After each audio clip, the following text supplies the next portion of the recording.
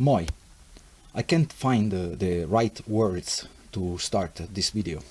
The love and respect that I have for all of you, my family, cannot be written and cannot be transmitted through letters or sentences. This third part of the video, titled To the World, will be for me the most important, due to the fact that to start connecting some of its topics to the question presented in the previous two parts of these documentaries, I will bring you home. Let me proudly present you the land where I belong, and largely the most energetic place I ever been. On the screen at this moment, you can appreciate a Google Map image of the Canary Island archipelago, the so-called Lucky Islands. This group of islands are part of the Macaronesia, which include the Portuguese Azore Islands, the archipelago of Madeira and Porto Santo, the tiny Islas Salvajes, and the African country of Cabo Verde. At the end of part 1 of this episode of Suomelle, I have created 3 questions concerning all of those small islands in the Atlantic Ocean that are depicted by all of the respected cartographers during the 16th and part of the 17th centuries, and in our days are no longer there. Where did they go? Is it possible that they sank?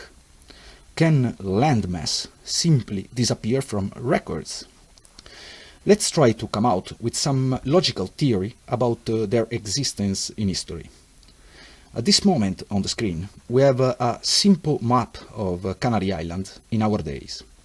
Among the inhabitants of the entire archipelago, there's a so-called legend or myth of an additional island called San Borondon that used to be part of the family of lands, and in our days is no longer there. There are also countless accounts of people that swear to have actually seen it in recent time. But we have to keep in mind that the rum in Canarias is very good, so most probably drunken fishermen were seeing one of the other islands, thinking to look toward the open ocean. This is how a legend became a ridiculous bar fairy tale. But as we know, in the legends, there's always a fragment of truth. In fact, on the screen, you can appreciate a 16th century map of Canary Islands. And surprise, San Borondon is clearly there, painted with accuracy, showing the various mountains' size and shape. But that's not the only cartographical work representing San Borondon. On the screen at this moment, we can appreciate a really magnificent work made by the cartographer Jean-Baptiste Nolin in 1704. And the island of San Borondon is again clearly there. But what interests me the most about this map is the area of West Africa depicted in it. That's exactly the area that I've traveled with devotion for many months. On the screen, you can see a comparison with a today image of those lands. The desertic coast of the Western Sahara province of Morocco are very far to be so populated and with so many rivers. I've been living in Dakhla, El Ayoun and Mauritania a long time, and I've crossed those desertic lands near the coast all the way to the north of Morocco many times. That's not how it looks in our days. Also, this other old map is very baffling. We can see depicted the Canarias archipelago, but where in our days lie the enormous Sahara Desert, there is painted an elephant that, as we know, is an animal that needs a lot of water. But let's leave Africa for the future. It will become one of the topics of another part of this video. For the moment, let's keep researching those phantom islands. On the screen at this moment, we can observe a Google Map image of the Teide volcano, situated at the center of the island of Tenerife. That majestic mountain is a father for all of us, inhabitants of the archipelago, and one of the most spectacular places on Earth. As we can observe around the tip point of the volcano, there's a large volcanic caldera. On the screen you can appreciate the beauty and otherworldly aspect of the paysage in the interior of it. For what I have understood, the caldera has formed due to the collapse of the previous tip of the volcano once had reached an elevation that was no longer sustainable and became more fragile to the effect of the various subsequent earthquakes and eruption. As we can observe, the tip has regrown in the interior of the caldera, giving birth to these breathtaking views, and it is visible from almost the entire archipelago. If we move toward the west neighbor island of La Palma, La Isla Bonita, to me the most beautiful place on Earth, we can observe that the tip of the volcano once had reached an unsustainable size and height. By the way, it got to 5,000 meters or 16,000 feet, had collapsed under its weight, creating the magnificent Caldera de Taburiente. The problem with this particular implosion was caused from the fact that the enormous amount of debris generated from the landslide have accumulated on top of the original volcanic lands, creating an unsustainable second layer of ground in the large valley below. But there's a bigger problem with this volcano. The underwater structure of it has kind of a mushroom shape, having a section where the formation is thinner than the upper land. An important TV channel a few years ago published a documentary about the 5 biggest natural disaster risks for North America, and one of them was the island of La Palma. During the last eruption of 1979, located in the south tip of the island, some areas have cracked as consequence of the earthquake and explosion generated by that spectacular event. There is no doubt that sooner or later an enormous part of the island will fall into the ocean, with a catastrophic result for the eastern coast of America.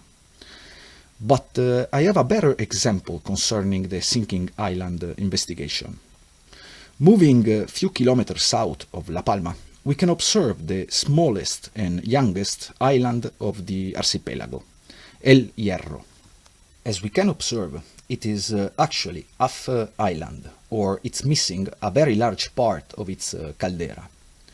El Hierro has experienced at least 3 massive landslides.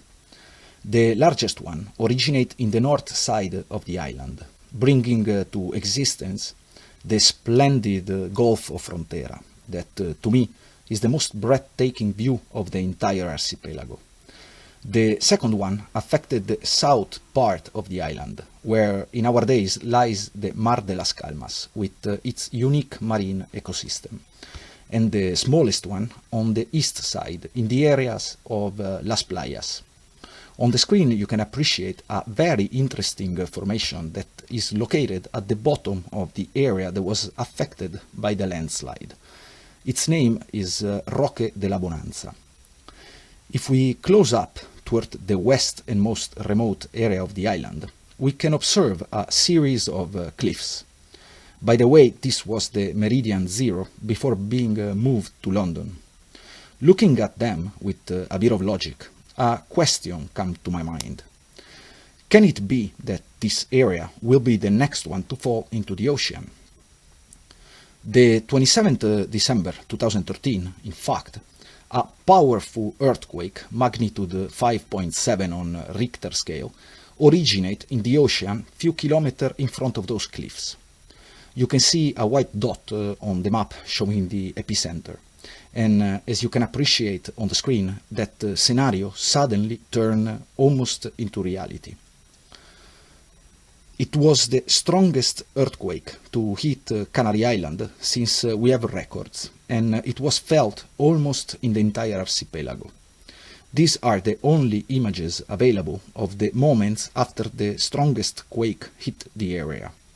Only few unprepared people were present in that remote and unpopulated area during the event. I was personally under those cliffs. It was the most terrific experience of all of my life. Having already studied the possibility of an enormous landslide in this particular area of the island, I was sure, and I was waiting for those cliffs to collapse in front of my eyes. Thanks to life, that it was not the case, and I'm still here telling you this adventure.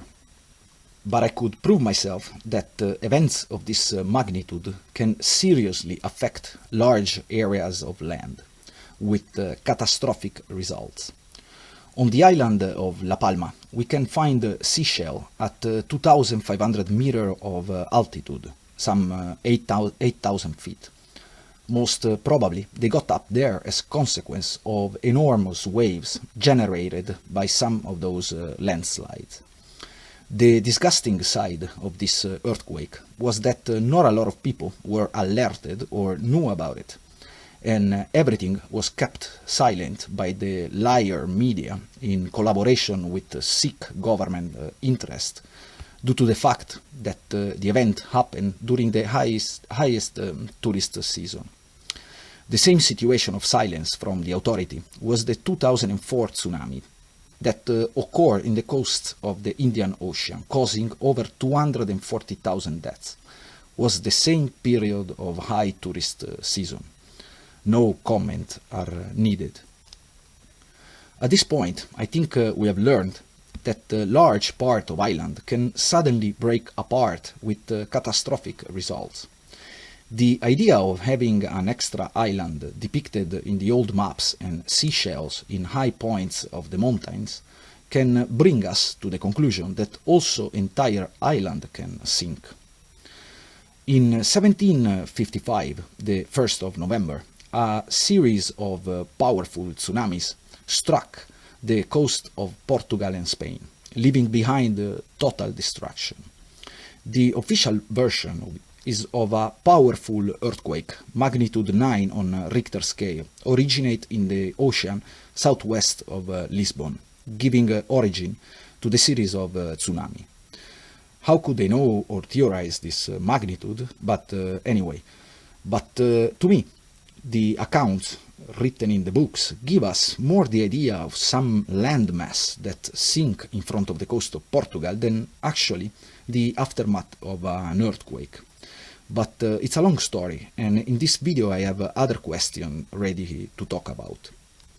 So now we have a logical reason for the disappearance of all of those small islands in the Atlantic Ocean depicted in all cartographical works.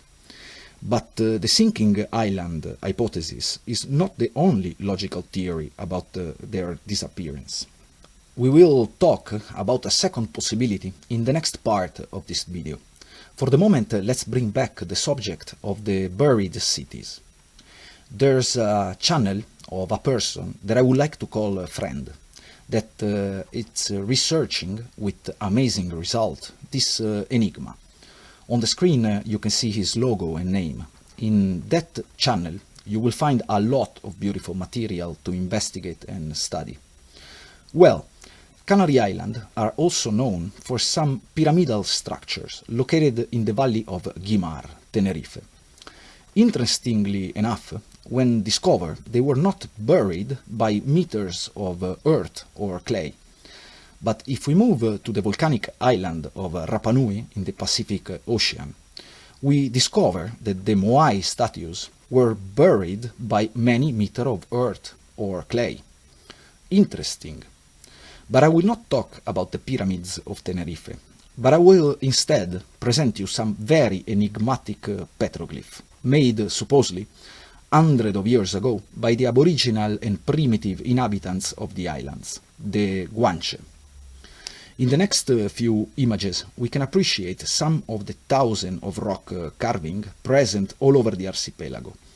These in particular are from El Hierro, and surprise, when discovered, they were not covered by meter of earth. The petroglyphs are located in the proximity of the sea, but also in the mountains and valleys. In La Palma, for example, they are found at over 800 meters from sea level. So we have few hundred years old houses buried by meters of earth, and hundreds upon hundreds years old petroglyph completely exposed and uncovered all over volcanic islands.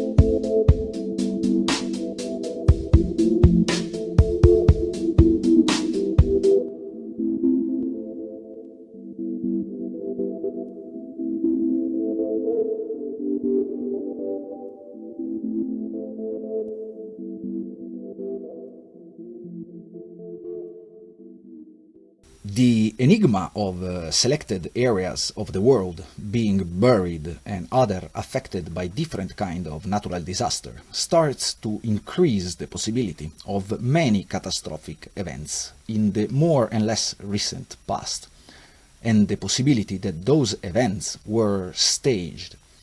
But it's too early to take conclusion. So we were talking about petroglyphs.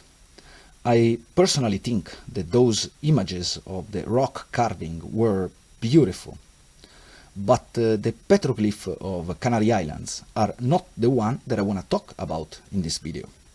Now we will move way north, but first I would like to show you this kind of ancient vehicle tracks found in Lanzarote, and there are similar signs on the stones in the archaeological sites of Tenerife and Gran Canaria.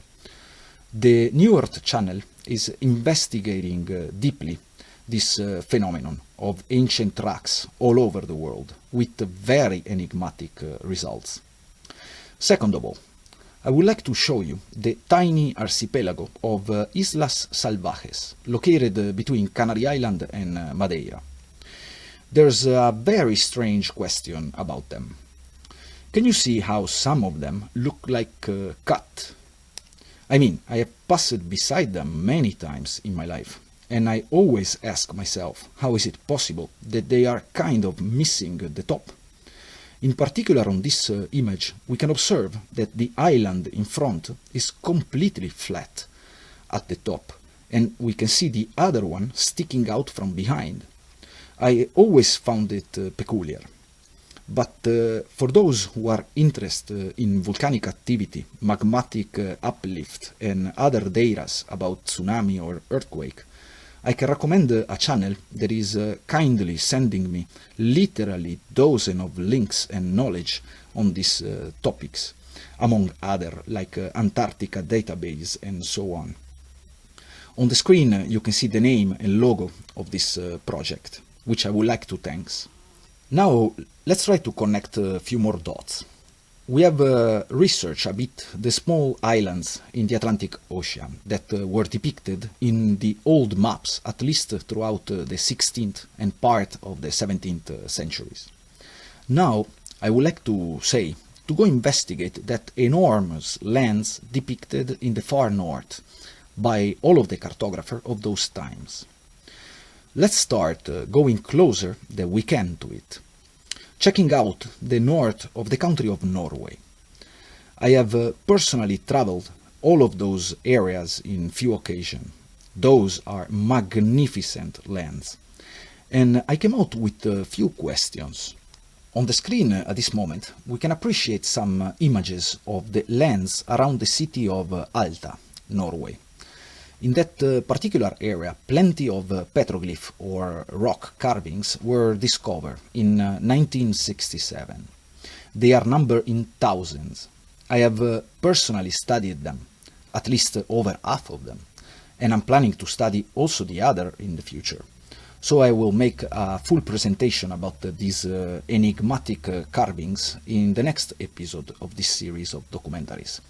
For the moment, let me show you some baffling aspect of them and create few questions around their existence and items. As we can read on the screen from the Alta Rock Carving official website, the expert archaeologists are assuring us that these particular petroglyphs were made by primitive people between 6,000 and 3,000 years ago. First of all, I would like to know the dating system that has been applied to date them, because I have a personal feeling that the words thousand and millions of years are almost an obsession for historians and archaeologists. And second of all, can you see the blocks of ice shown on the screen? Those are small ice cubes compared to what the expert historians are telling us was the movement of ice during the last couple of thousand years in that particular area of the north of Europe. And the petroglyphs, being in some areas very close to the seashore, I wonder how they could not be scratched away from those massive ice blocks, melting and reforming themselves during all of those thousands of years. The idea that they could have been visible just walking beside them is really fishy. But to me the main question remains the same. We have entire cities in Siberia and Iceland buried by meters of earth or clay in a couple of hundred years, and these carvings were discovered just walking beside them, completely exposed after thousands of years. Interesting. So let's start investigate these magnificent artworks created by the primitive inhabitants of those Nordic areas. In the first few images, we can observe depiction of simple farming daily life, with an extent animal farming, and plenty of depiction of human beings, even being depicted with their reproductive organs, most probably to give the idea of male and female. But can it be that there's another reason to make clear that those carved were male or female human beings? In the next few images, we can appreciate two very different ways of carving people. One is the previously shown simple human without clothes and of small thin sizes. But the second one is clearly wearing some suit, he has horns on top of his head, and is at least double the size of the simple people. Actually, to me, they look almost giants. But if we continue examining the items carved, we stumble upon this petroglyph. What were they trying to represent in these specific works? Which kind of animal or human is this one? I really don't want to give any personal opinion about them, but it gets much weirder. Can somebody kindly tell me what are those figures? They are very strange. Here we can clearly see how they were carving a simple human being. And in this other petroglyph we can observe a small boat, a normal person with a bow, preparing himself to shoot an arrow. And beside of him, a giant being with some strange device in his hands. That figure is way much taller than the other. And the idea that the first one was a kid playing with a bow doesn't make much of a sense to me. So now we know how they were depicting humans and how they were depicting a bow. So what are they? Those are clearly not humans. I mean, they have tails. I really would like to know what the Age of Disclosure channel think about them, because they are researching these strange beings in history. But let's say that those are some misconcepted animals, and that's not a bow, but some stick or so. But what about these guys on the boat? They have horns, very strange looking features, and a tail. What is going on here? The dating of this particular petroglyph is around 3 to 4,000 years ago. So they could not be Vikings because, as we can read on the screen, the Viking civilization is dated approximately between the 8th and 11th centuries. So who are they? What is depicted in front of the boat? What are those enormous boats in any case? Look at this particular boat. It's huge. The body of water in front of the coast of the city of Alta is the Arctic Sea, not a lake. But I have one more question. Here we can see an amazing reindeer. Here we can appreciate a fish. So which kind of animal is this one? I really don't think that it's a swan. But as I said many times in my video, I'm not gonna give any personal opinion about the various presentation. And on this topic of the Alta petroglyph, I need more time to finish study them before having a complete picture and theory about their existence. But let's remain in the north of Norway just for a few more seconds. As we can observe in these images, the composition of the cliffs in this area is very strange, and here and there we can observe some buried weird walls sticking out, and the stones that compose them have way too many right angles and smooth surfaces compared to the surrounding rocks.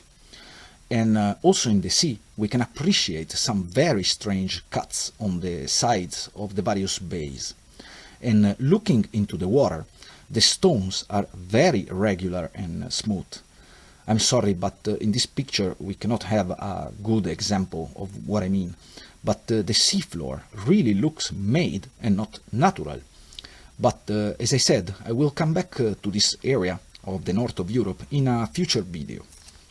So what about that enormous land in the area of our day's North Pole? In the last few weeks, I was observing a very strange phenomenon here in the cold North Finland. During the migration of birds at the end of autumn, I could clearly see enormous quantity of birds migrating south toward warmer areas of Europe, but also a very large number of them flying in formation direction north. Where were they going?